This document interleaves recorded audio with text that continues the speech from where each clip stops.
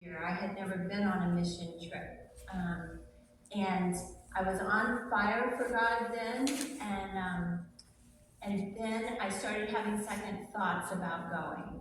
I have been to Asia. I was in the Air Force, so I've been to Korea and Japan, Okinawa, Philippines. So I've seen poverty. I've been down in the Caribbean. And it wasn't the poverty that scared me. I just didn't. What scared me was going for God.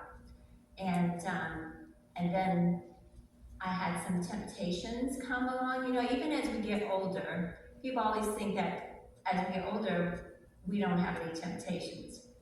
That is not true. And I did not do well.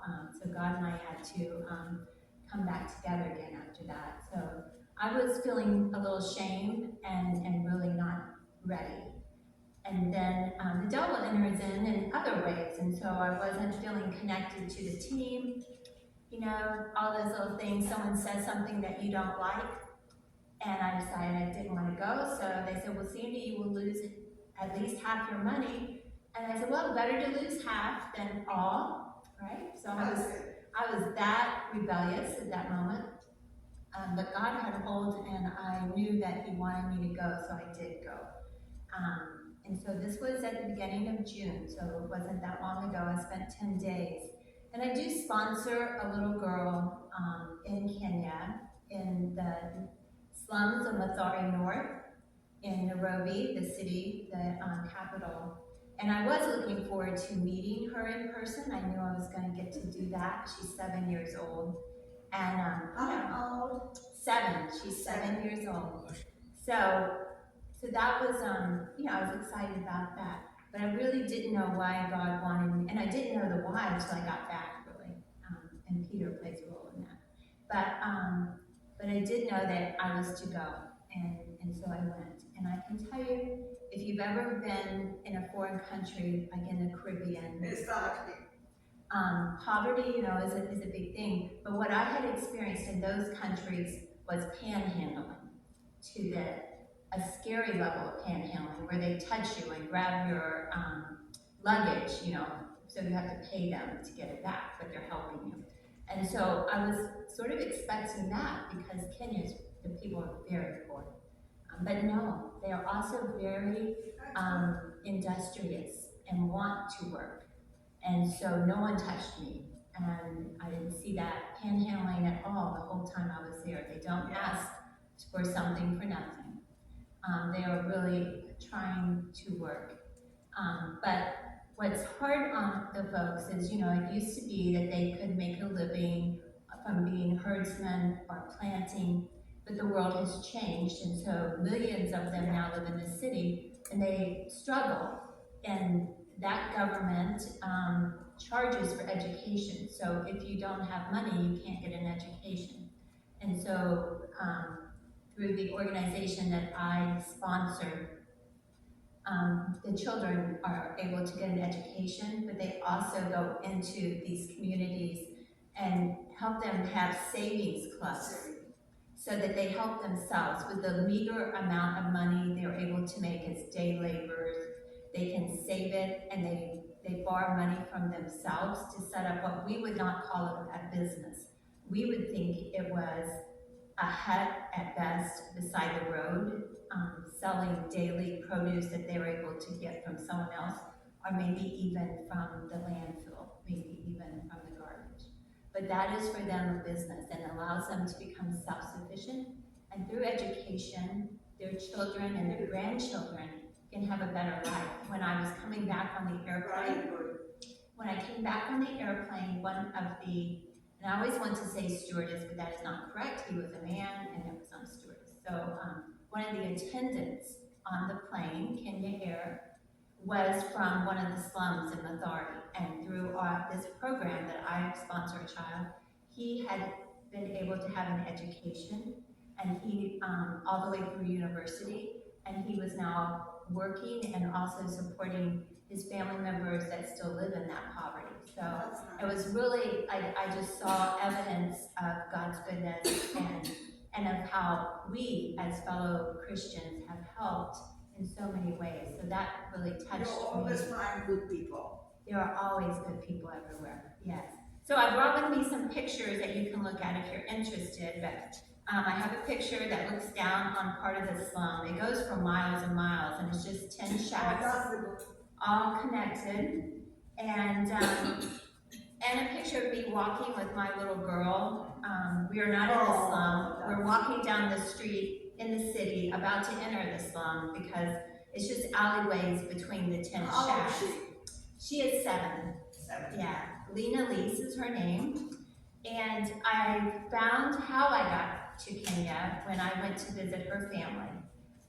She lives with her grandmother. This lady's 61. She's raised 8 children and is now raising grandchildren in an 8 by 8. 8 by 8. Oh my goodness, it is smaller than that, about the size of that corner, like where you see the pool table there. That's the size, about the size of their home. That's it. And she has lived there 14 years. She has paid rent for that space. There is no electricity, there is no running water. In the slums, the government's kind enough to put in every couple miles a public restroom, but you have to pay coins to use the toilet, you pay coins to take a shower, you pay coins for it's non-portable water, but you can wash clothes in it. They bring in trucks with bottled water that you can buy for drinking water. It is a harsh existence. So this is this lovely lady holding 2 of her grandchildren and me, so you can see this later up close.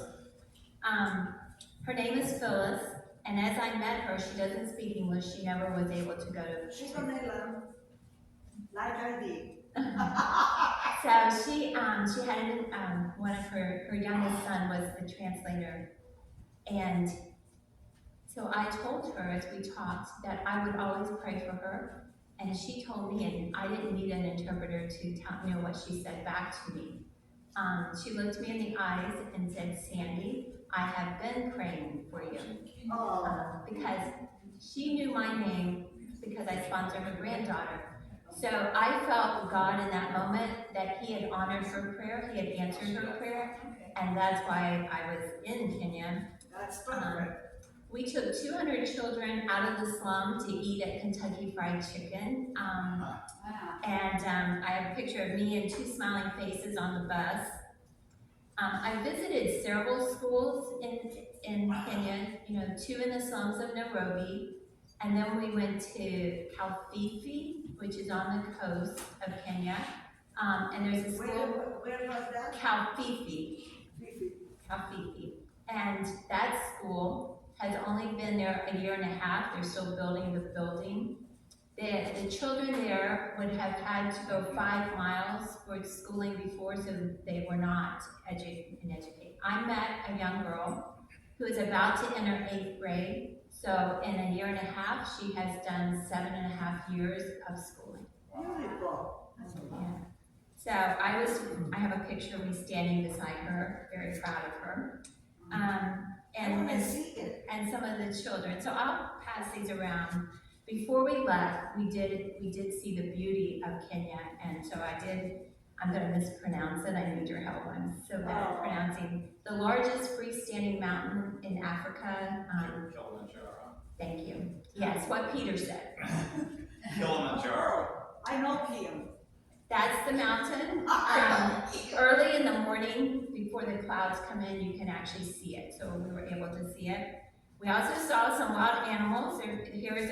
I think this is a beautiful picture. This is a real picture. I took this with my phone. These are of elephants. Wow. I know, isn't that beautiful? God's world is gorgeous everywhere. So if you have an interest, we can talk, go through those pictures. But I wanted to come with pictures rather than just talk to you. So I said the why. So I was very moved. The Christians there made me feel embarrassed because their faith was so strong. I went to a church service in the slum on the Sunday I was there for 3 hours, and the praise, the worship was amazing. You guys sing awesome too, though. So, but genuine worship. And then the pastor spoke from Ephesians chapter 1. all the way through Ephesians chapter 1, and he took his time. But he was talking about our spiritual blessings. And he was speaking to people who had nothing, who live in 8 by 8, 10 rooms, and that is their home. And they were, glorifying God and agreeing with him. And I was sitting there really feeling it because I don't really, prior to that, I don't think I really thought that much about how blessed. When I said how blessed I am, I thought about how I had a roof over my head and food, and how I had been, I was at one time an attorney, I'm retired. So I thought of my blessings in those. I have a daughter, she was born healthy, she's a beautiful young woman. That's important. They are important, but those are not the biggest blessings. It's our spiritual blessings.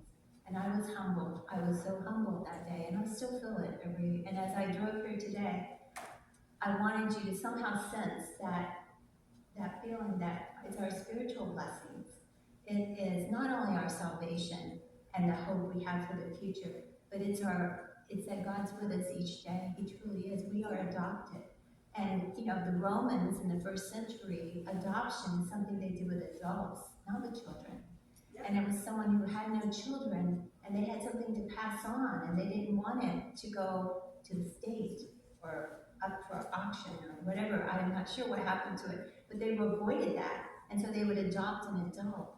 What a blessed person that was to all of a sudden be inheriting something. And that is what we should feel daily, all the time. And that's what these people in Kenya with nothing materialistic felt and conveyed to me. And they kind of think of the United States as like heaven on earth. They have no idea. And I was embarrassed by that. But I came back, and the first thing I thought of was, I need to get rid of all my stuff. Even though I've already obviously downsized, I'm retired, I'm living at 55 and older, looking toward the future, because we keep downsizing, and we come to realize that all these things we've accumulated on this world, on this earth, we're not taking with us, and they're not the blessings we thought they were. But we have tremendous blessings, our spiritual blessings, and we have a lot to share with others in that, because that is what's important. And I don't have to be a monk, I don't have to go live in a monastery to convey that and to speak that. I just need to stop being distracted by other things. And you can be distracted even if you've given everything away. And if you live in just a room. And the reason, I thought, I don't know, were any of you teachers? So you know that in order to get a student's attention, a child's attention, you have to take away the distractions. And it dawned on me that that's how God gets our attention. And the only way he can truly get our attention is when we're not distracted. And we don't have to give it all away necessarily. He's not looking for that. He's looking for our attention. And that's what these people have.